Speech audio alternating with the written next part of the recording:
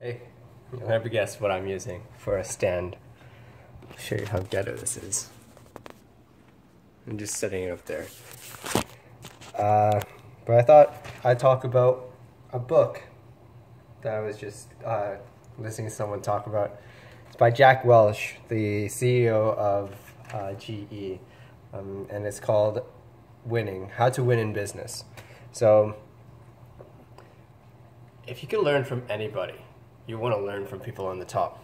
And Jack Welch, damn, I really hope no one sees this because this shirt looks like crap. But Jack Welch is a man who came into General Electric, one of the biggest companies, and it's actually one of the only companies that's been around since the beginning. And what he was able to do with GE was he took that business from where it was and he brought in $500 billion,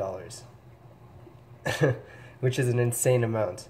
And one of the first things he did actually when he came into GE was he took a look at all the departments that they were running in. I think there were over 300 different departments, and he canceled 100 of them.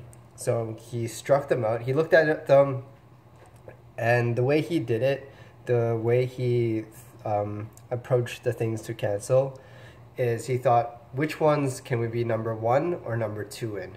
Everything else he just cut.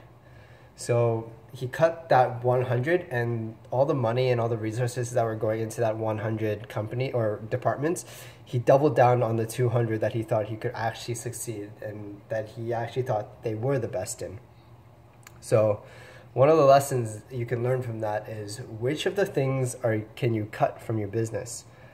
And it doesn't necessarily mean you have to cut them, but which ones can you phase out? It doesn't have to be permanent, and you can also experiment too.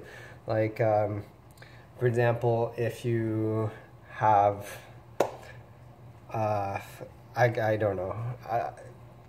For me, I'm running a digital agency, so we offer a lot of different things: hosting, web design, web development, app creation, SEO, social media. We have a lot. So what we can do is we can start phasing things out. Start focusing. I want to really focus on social media marketing and SEO. And that's what I want to focus on. But not only that, you can also so you just experiment. I like to think of the 80-20 rule, Pareto's efficiency. Focus on 80% of the business that generates the money, and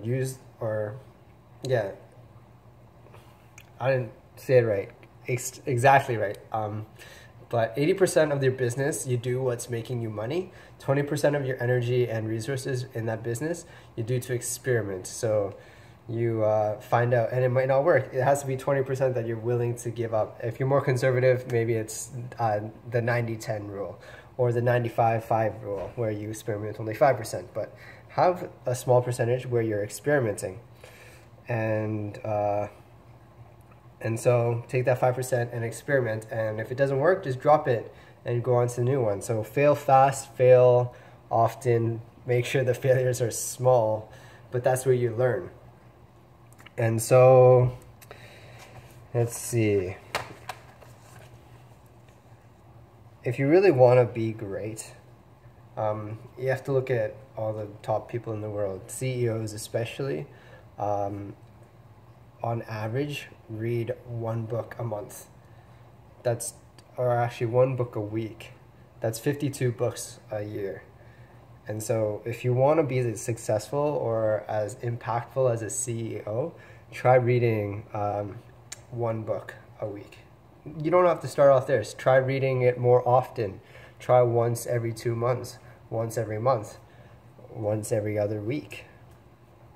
And the reason for that is there's a whole bunch of ideas that are bouncing around that they can use to implement.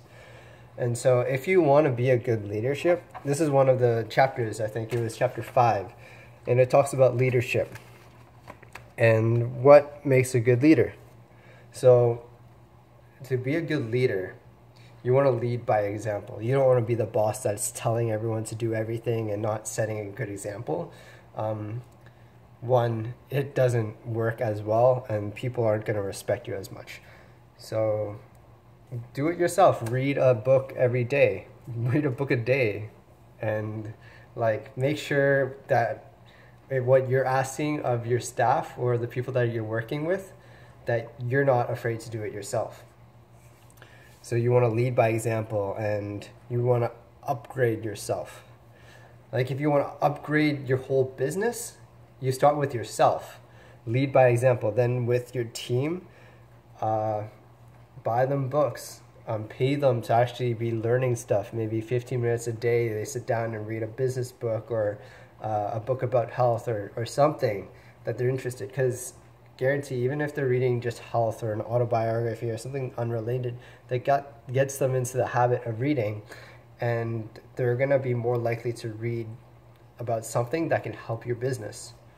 Now again, I'm not a business owner, I'm an aspiring entrepreneur. This is kind of my journey, but these are the things I'm learning and that I want to apply in my business when I already started one, but when I grow it to that level where I have employees and everything underneath me. So you upgrade yourself, you upgrade your teams. You can also upgrade your customers. You have to manage their expectations. And the thing you can upgrade on is getting better clients or customers.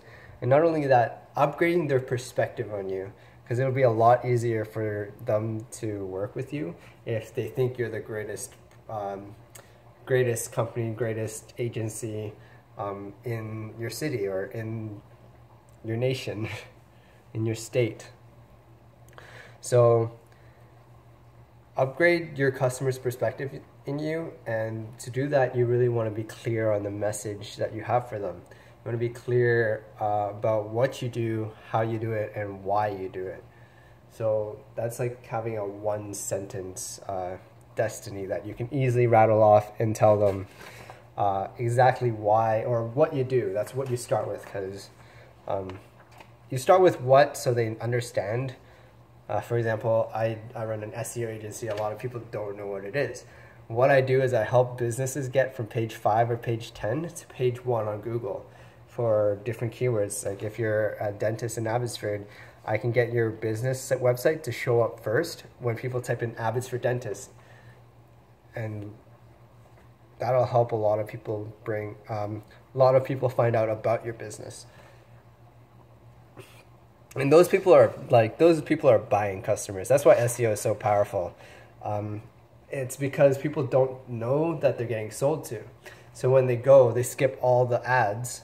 Most people do. You know, some people do like clicking on ads or don't mind clicking on ads, but that's why SEO is so powerful, because what they think is basically what Google says is the best. So if Google shows up an Abbotsford dentist, #1 search results, people automatically think that that's Google giving their endorsement to that website, saying that that website is the best dentist in Abbotsford or whatever city you're in. So after having your one sentence of what you do, you want to have a one sentence of why you do it. Or not one sentence, but like a paragraph. So why I do what I do, I've been studying business for a couple of years now, and ever since I can remember, I've loved helping people. And it started with the first business I ever ran, really. I did a painting business a couple of years ago, and it really was solving people's problems. People wanted me to paint their houses because they wanted to turn around and sell their houses. So they want to make their house look even better so they can raise their prices. And just being able to help them, and I'm not solving like a huge problem for them, like it's not life-changing, but it meant a lot to them. So knowing that, it brought a smile to my face. And so what I do is, what I want to do with my marketing agency, my digital agency, is to help people find good businesses.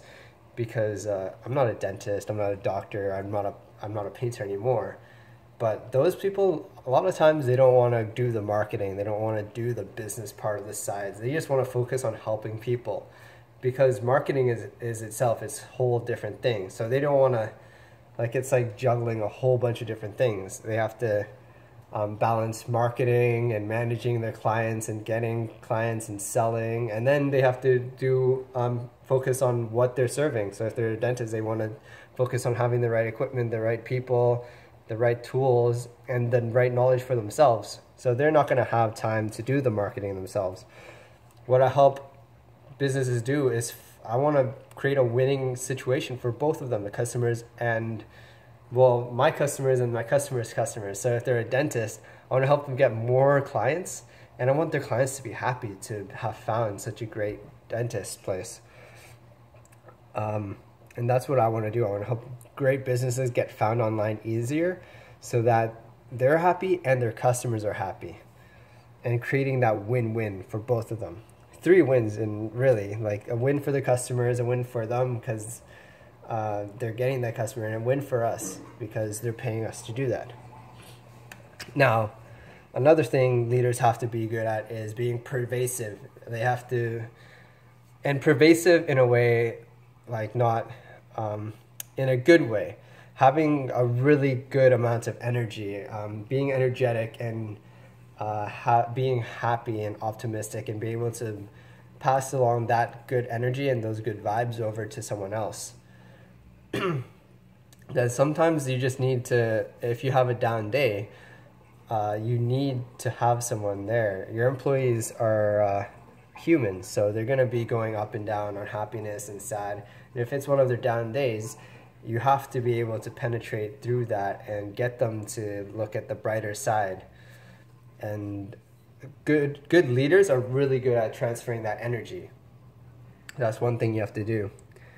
Another good qualities that leaders have is being trustworthy and having candor, meaning being kind of almost upfront, like telling if one of your employees isn't just working out between the two of you, you need to sit them down and be like, look, this isn't working out with us. Either we're letting you go, or we sit down and we strategize to come up with something better than what you're doing right now.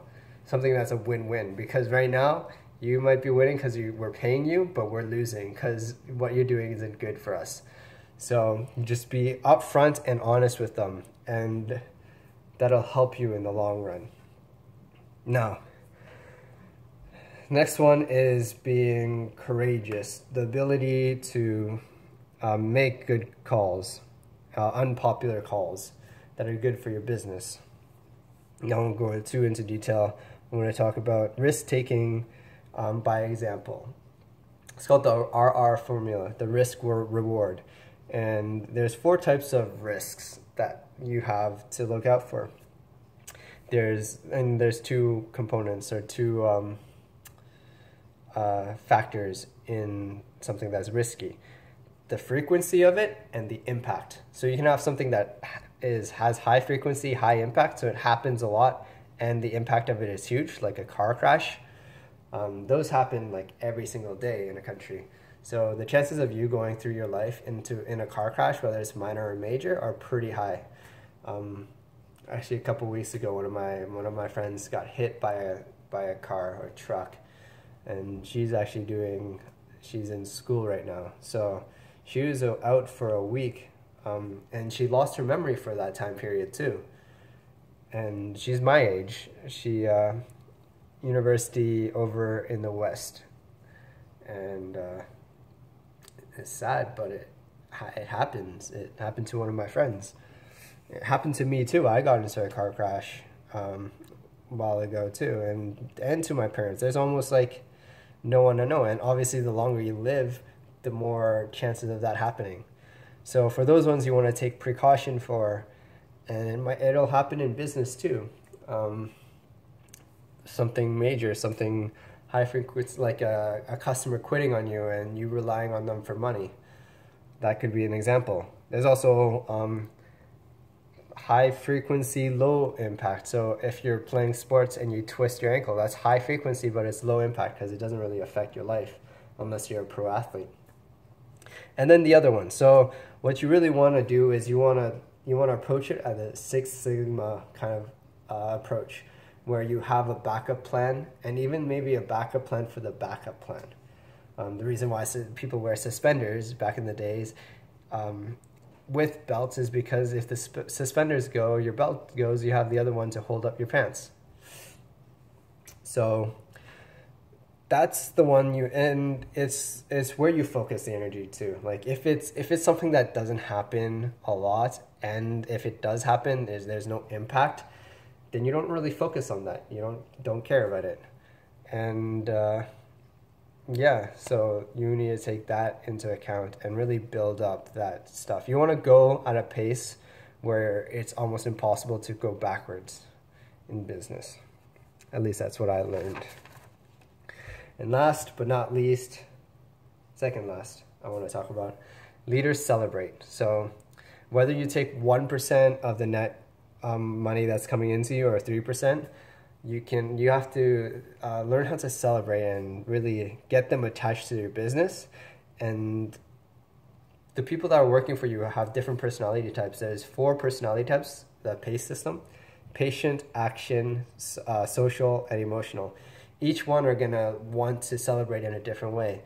So maybe celebrate once a month, but go through the cycle. So 1 week or 1 month you celebrate by bringing in pizza. 1 month you celebrate by giving them a little bonus. 1 month you celebrate by taking everyone out for dinner.